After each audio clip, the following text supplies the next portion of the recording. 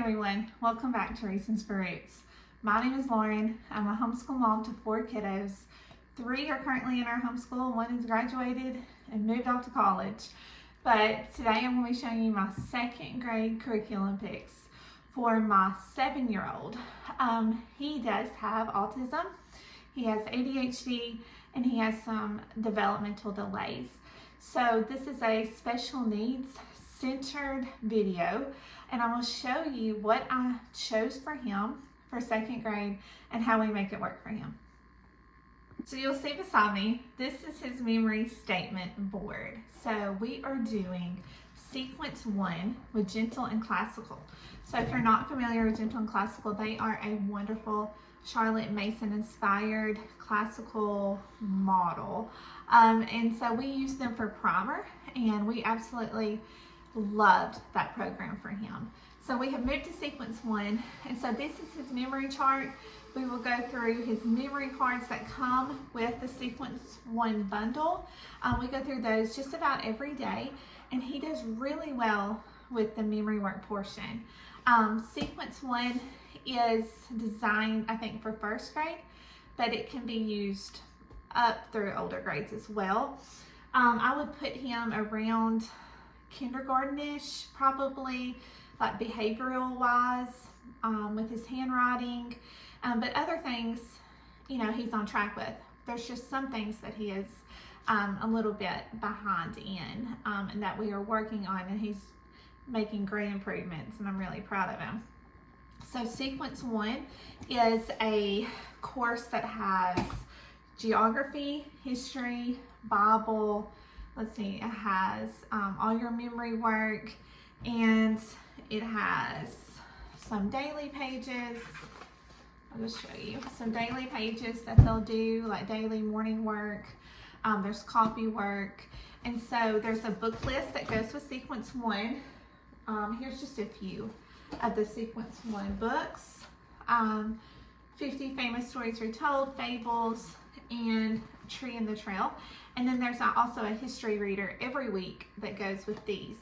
And so along with sequence 1, we use the notebook. I bought the printed version. She offers such high quality merchandise that it is worth the money to go ahead and buy the printed bundles from Gentle and Classical. But with his Gentle and Classical sequence 1, we also do notebooking or written narrations, and he loves his notebook. So most of the times he tells me when he wants to notebook a page, but we are about, we're about 8 weeks into our school year already. So he's already started his notebooking, and he is doing really well, and he just loves notebooking about the different books that we read with sequence 1. So I would love to do a flip through. I plan on doing a flip through of sequence 1 later on, but so far we love this program. We do use their Bible recommendations as far as the ology goes. So I'll read from the ology once a week, but instead of the Bible that they suggested, I chose the Biggest Story Bible by Kevin D. Young. It also has videos that goes with it. So I'll read this at the beginning of the week, and at the end of the week he watches the video, just kind of review. So we do theology once a week. We do the Biggest Story Bible twice a week, and then we will do the Big Book of Bible Questions and Answers by Sinclair Ferguson. I love this as well. This is a really great resource. I just picked this up at Teach Them Diligently, and I'm so glad I did, because we have enjoyed going through that. So that's his Bible, and that's his history, geography, his memory work, and his, let's say, copy work. Spelling is also included with sequence 1, and so all of that is here with sequence 1. Now, staying in the vein of Gentle and Classical, we also do their nature. So we are on nature 1. I started him in level 1 last year, and we didn't quite finish. And so the thing I like about Gentle and Classical, if you buy the PDF version, you can go back and choose like a different level later on.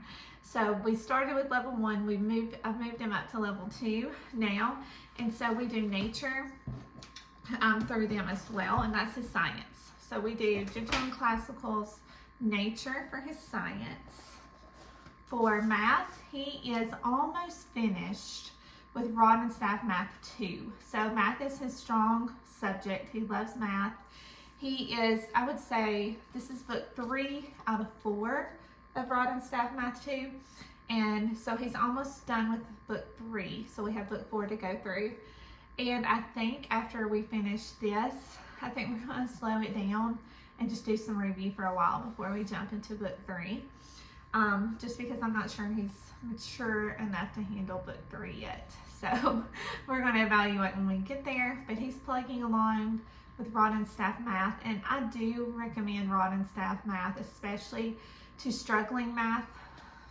people with struggling math, because they are very black and white. They have a lot of repetition, they are mastery, and there's lots of review as well. So for my daughter, she did my rod and staff math, and it really helped her. And I see it also with my special needs child, that it's enough repetition that really cement those concepts.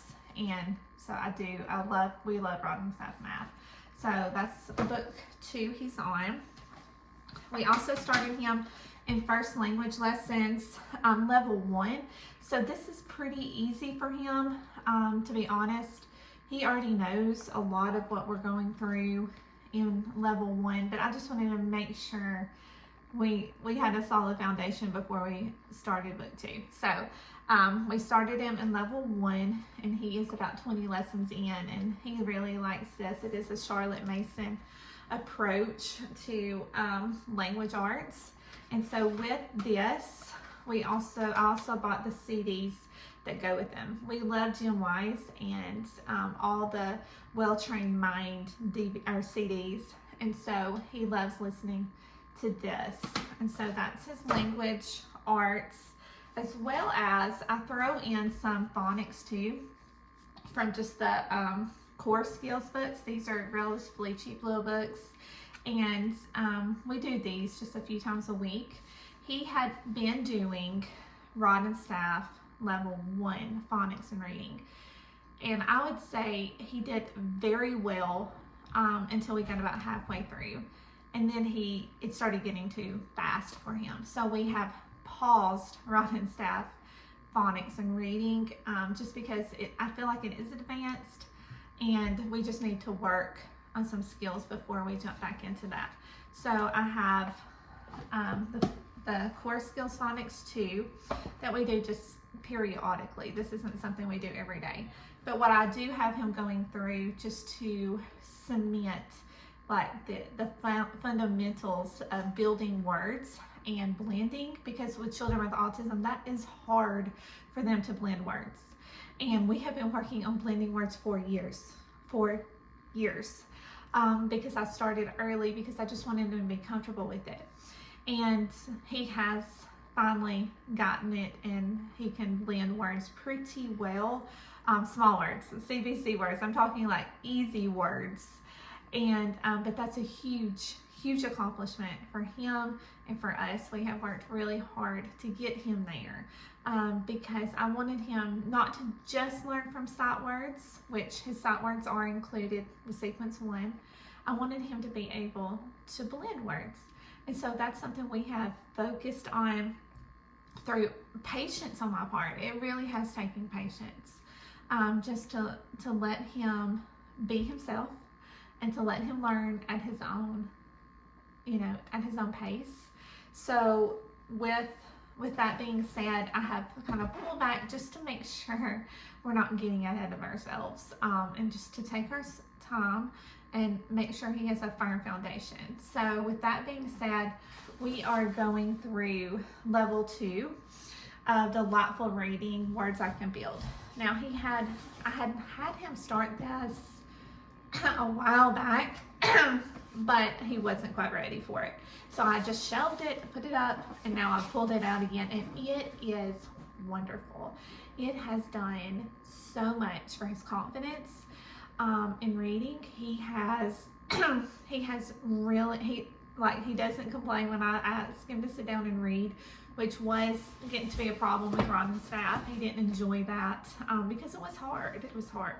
And so with this, it's more games. It's a hands-on approach, and that fits him so well. So he is flying through level 2 of Words I Can Build, and this is going very well. So I'm really excited to see him engaged in his reading and loving to learn to read. And so this, I owe it to this program, really. And so this has been great for a child who needs some hands-on, some repetition, some gentleness when it comes to being taught to read. And so I can't recommend this enough. And so that's basically it for him. We go on nature walks once a week.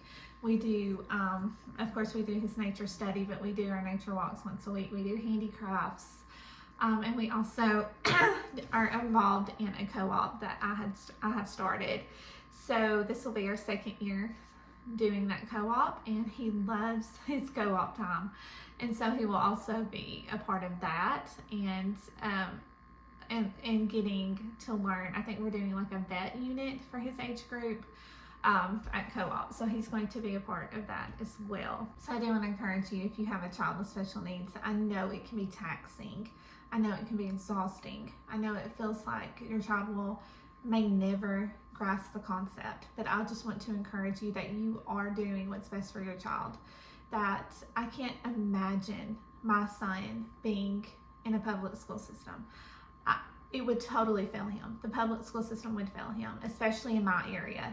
I know a lot of areas have great resources, but we don't have a lot of resources in North Alabama.